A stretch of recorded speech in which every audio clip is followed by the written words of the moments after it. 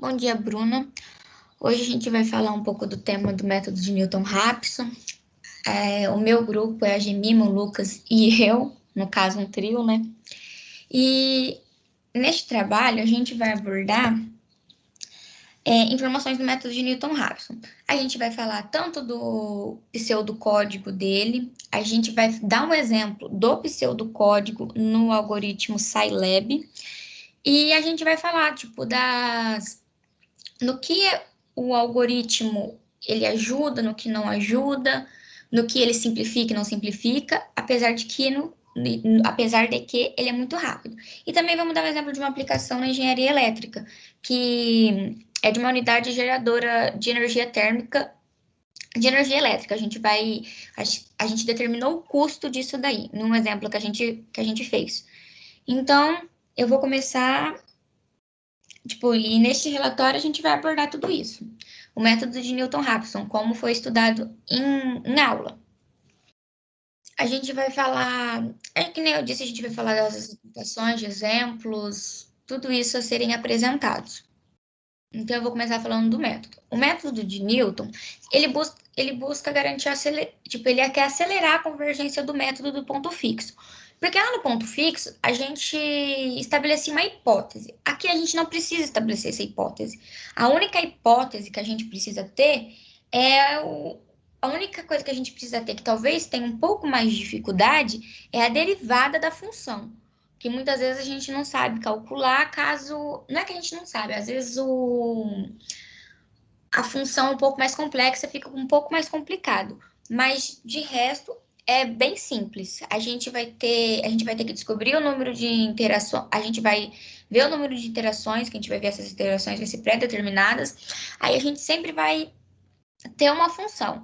E a fórmula é dada por xk mais 1, que é sempre a próxima interação, que é igual à interação anterior, menos a função dividido pela derivada dessa função neste intervalo atual que a gente está, nesse xk, nessa interação.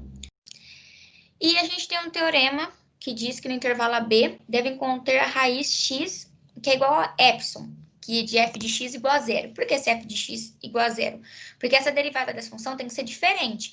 Porque por exemplo, a gente vai ter 3 passos para conseguir calcular este método, a convergência desse método. O f de x, o f' de x, o f2 de x, que é a minha primeira e minha segunda derivadas, elas têm que ser contínuas nesse intervalo AB. Ou seja, a minha derivada tem que ser diferente de zero, que é o que já fala no segundo passo. E x0 está suficiente próximo da raiz. Por que tem que estar suficiente próximo da raiz? Para eu não ter um número de gerações muito grandes. E, a gente também pode obter o método de Newton geometricamente, que é pela nossa reta tangente. Que aí a gente... É como se eu tivesse pegado a reta tangente L de K, o x que eu coloquei aí, que é igual a f de xk, mais f' de xk, vezes x menos xk. Fazendo a distributiva disso tudo, a gente vai cair na mesma fórmula. Então, a reta tangente ela vai funcionar como uma aproximação para essa função f de x na vizinhança da minha raiz, que é o meu xk. Então, quanto mais próximo desse xk a gente tiver, melhor a reta tangente vai aproximar a função. Então, a gente vai ter uma melhor aproximação da raiz, ou seja, a gente vai ter uma melhor convergência do método. Que foi o que eu falei, faz a distributiva e chega na mesma fórmula.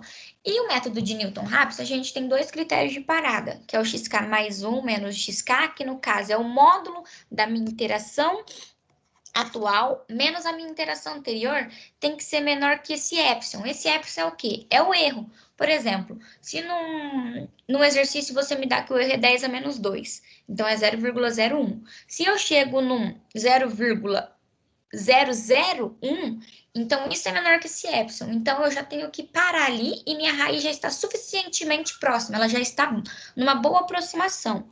Ou a minha função, o módulo da minha função f de xk tem que ser menor que esse epsilon.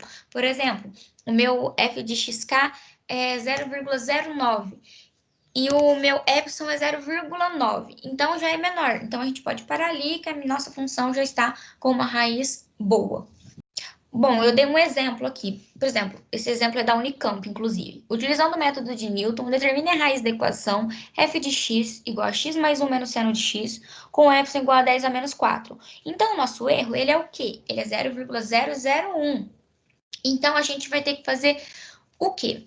A gente vai ter que dividir essa função em duas, como a gente aprendeu nas aulas, porque a gente tem x mais 1 menos seno de x. Então, se a gente igualar isso a zero, a gente tem que x mais 1 é igual a seno de x.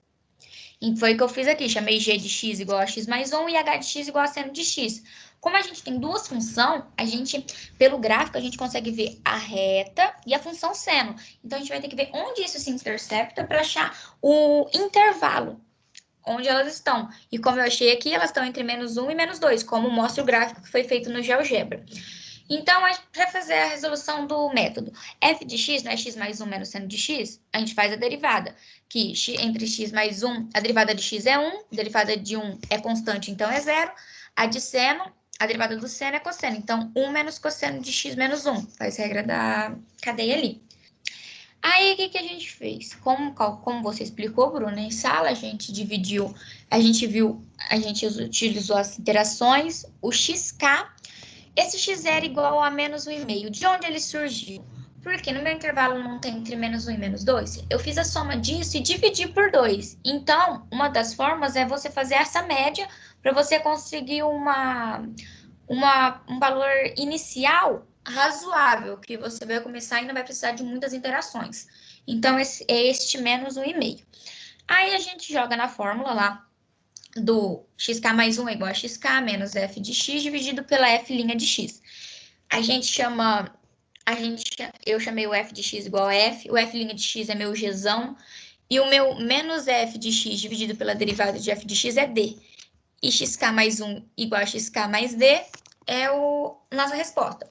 Fomos fazendo, ele deu que a nossa raiz era, nosso erro era 10 a menos 4, certo? Então, teve uma hora que nós chegamos aqui no D em menos 0,00006. Então, isso quer dizer o quê? Que o meu xk mais 1, que deu menos 1,9346, é a minha raiz, é a raiz dessa equação. Ela está suficientemente boa, próxima daquilo que eu quero. Então, agora eu vou dar uma explicada no pseudocódigo, como vai funcionar. Inclusive, caiu na nossa prova esse pseudocódigo. Como que funciona é assim. A gente tem dados iniciais. A aproximação inicial x0, que no caso do meu exemplo, eu fiz ela. O exercício pode te dar ou não, que no caso eu fiz a média lá.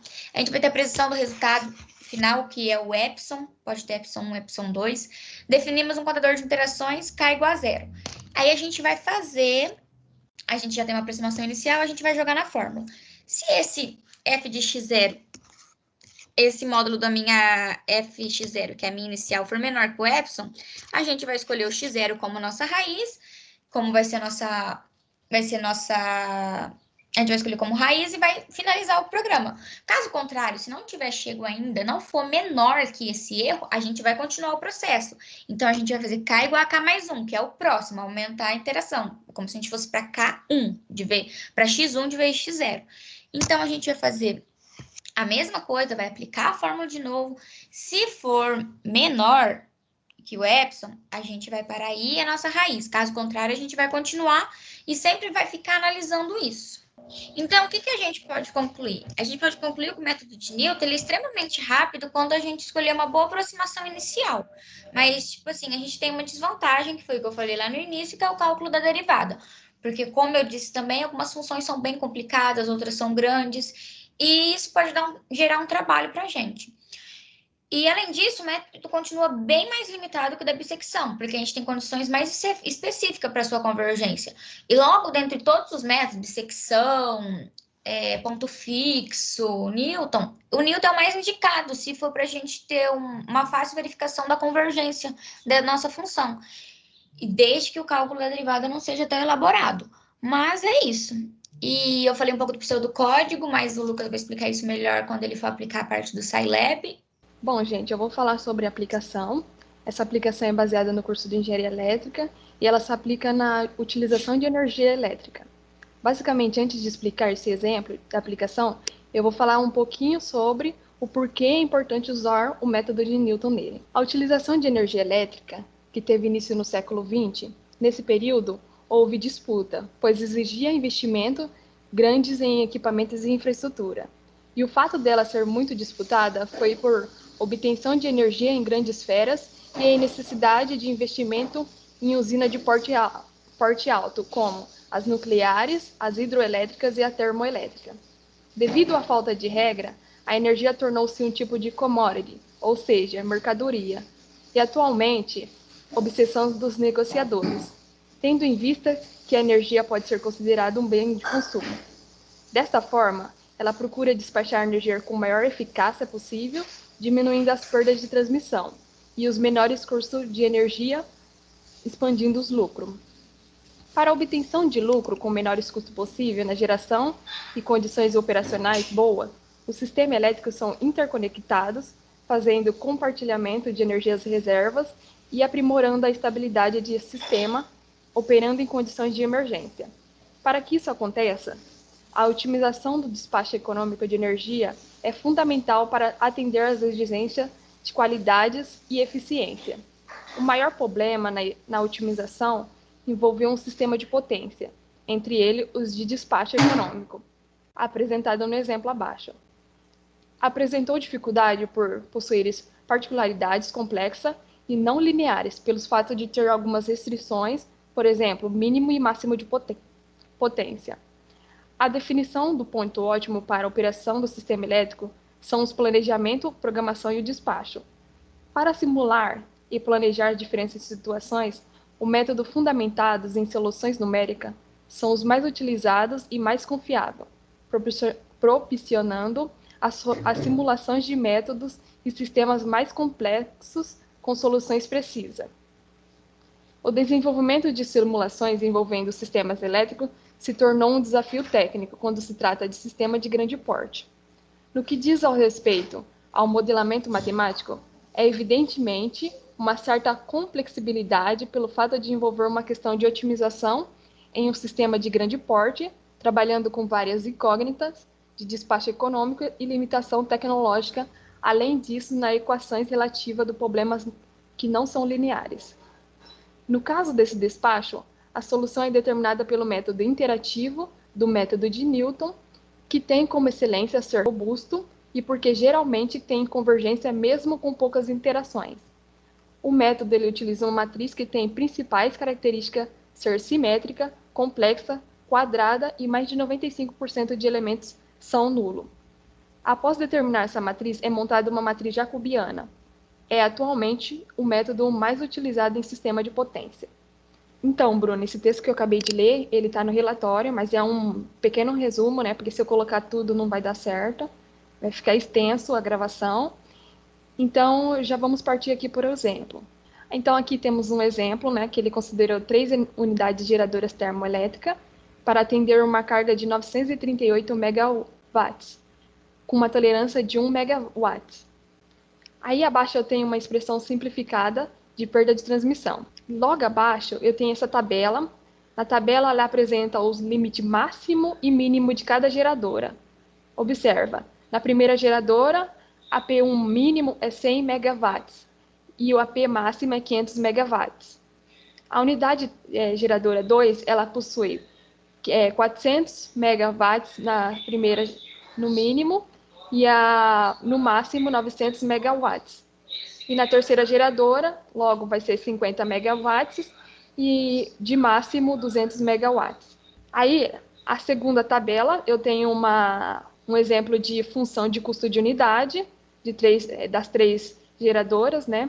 Onde o primeiro função de custo é 627 mais 900,13 vezes P1, mais 0,00214 vezes P1 ao quadrado, e abaixo também temos as próximas aqui, que se eu falar tudo vai dar um limite de tempo. E aqui eu tenho, logo abaixo eu tenho essa equação que foi utilizada, que é do método de Newton, né? Que ele utilizou o quê? Ele utilizou a série atual menos a igual, que vai ser a menos anterior, menos a função dividido pela derivada da função anterior.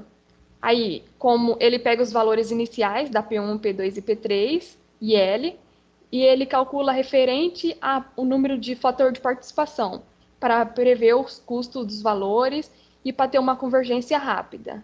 Embaixo eu tenho um exemplo que ele já resolveu, né, o fator de participação, onde o fator de participação deu 0,2668, e o resultado desse fator de participação, ele pode ser dado em porcentagem, 26,6%. Então, o que calculou aqui em cima foi o da primeira usina, da primeira unidade, né? E logo abaixo eu tenho da P2 e a P3, onde a P2 é 63,44% e a P3 é 9,88%. E esse outro fator aqui foi repetido, mas tá certo. E logo abaixo eu tenho também o tanto de carga que ela foi atendida, por ser, como deu lá no exemplo acima, tinha que ser 938 megawatts. Então, ele multiplicou pelos respectivos fatores de participação e pelo lambda para determinar o valor inicial, que tá determinado na tabela. Aqui temos a interação de P1, P2 e lambda, onde a interação da primeira unidade lá da unidade geradora termo foi 47 mil, a P2 foi 815 mil e a P3 foi 20.429 mil. E o lambda deu 9.320 e o erro da primeira, da segunda e da terceira foi o erro da primeira foi 178, o erro da segunda foi 714 e o erro da terceira foi 590. Aí temos a segunda interação. A segunda interação já deu 104 da primeira unidade, 869 da segunda e 39 mil da terceira. E 9 mil do L lambda, que é o erro. E assim sucessivamente para as outras interações. A interação 3 e 4. E no finalzinho ela já deu o custo total. Quando você encontra todas essas interações, ela deu o custo total e as perdas totais que era pedido no exemplo. Eu concluo a minha aplicação, dando que no exemplo ele pedia o custo total, então para que encontrasse o custo total e as perdas totais, foi necessário utilizar o método de Newton e aplicar todas as interações nesse método. Essa é a finalidade desse exemplo. Então, Bruna, essa daqui é a parte mais importante do nosso relatório, né, que é o algoritmo, e eu vou falar sobre ele, mostrar a programação e mostrar um exemplo. Para isso, a gente vai direto para o Scilab. Bom, essa daqui é a nossa programação, e ela começa, nessas duas primeiras linhas, nós temos esses dois comandos. Esses comandos, eles são utilizados para limpeza das nossas variáveis e do nosso console principal, quando iniciar o nosso programa e ele for executado. Aqui nós temos essa function. Essa primeira function, ela é utilizada para determinarmos a nossa função que será examinada para encontrar a raiz. Nessa segunda function, é utilizada para determinar a derivada da nossa primeira função aqui. Com isso, nós vamos aqui para a linha 27, onde a gente vai determinar o nosso x0, que é o chute inicial, nosso critério de parada, que vai ser o nosso erro, e o nosso número máximo de iterações, caso ultrapasse o tanto que você deseja. Aqui, voltando para a linha 12, nós temos esse printf. Esse printf ele é utilizado para poder mostrar informações no nosso console principal. Aqui, ele foi definido para ser o nosso topo da tabela. Ele vai mostrar o número da iteração, o nosso x0, o nosso x1 e o nosso erro. Aqui, na linha 14, que é essa primeira linha desse outro function, aqui começa a parte principal da nossa programação. Nela, a gente tem como entrada o x0, o nosso critério de parada e o número máximo de iterações, que foi definido lá na nossa linha 27. E a gente vai ter um retorno da iteração, o nosso x e o nosso erro. Explicando essa function, aqui nós temos esse it igual a 0, que no caso a gente tem que iniciar a nossa interação. Então ela vai começar como 0 para poder ir iniciando depois e aumentando. Aqui, a gente define o nosso chute inicial como x e o nosso erro igual a 1 para poder iniciar a função while que nós vamos ter aqui. Nessa função while, a gente define um critério para poder continuar as repetições que vai ter dentro dele.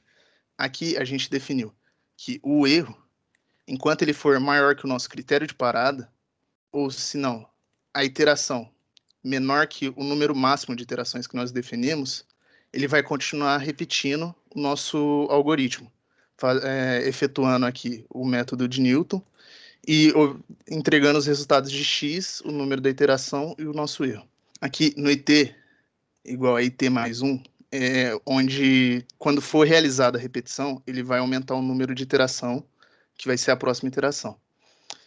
Aqui a gente atualiza o x antigo, no caso, igual a x. Aqui nós temos o método de Newton, onde vai ser calculado o nosso x, que vai ser encontrada a nossa raiz. Após ser calculada, esse x, a gente vai ter o nosso x atualizado e o nosso x antigo. Com isso, será calculado o nosso erro. O nosso erro, que aqui no caso, esse ABS, significa módulo, que vai ser o módulo do x atualizado menos o x antigo. Com isso, a gente obtém um erro. Esse erro ele será comparado novamente aqui no while, e enquanto ele for maior que o nosso critério de parada, esse while ele vai ficar fazendo as repetições. E aqui nesse printf será demonstrado a nossa iteração, o nosso x antigo e o nosso x atualizado e o nosso erro da determinada função. Após o erro satisfazer o critério de parada, essa função ela para, e com isso a gente vem aqui para esse printf na linha 28. Nessa linha 28, a gente colocou para demonstrar que o valor de x, depois de n iterações, no caso que vai ser determinado aqui pelo while, é igual a o valor específico da raiz. Com isso, aqui a gente tem um exemplo, e eu vou executar ele para poder demonstrar como é que fica lá no nosso console. Bom, esse daqui é o nosso console principal, essa parte aqui. E como podemos ver, aqui é aquele primeiro printf lá da linha 12, que é o nosso topo da tabela.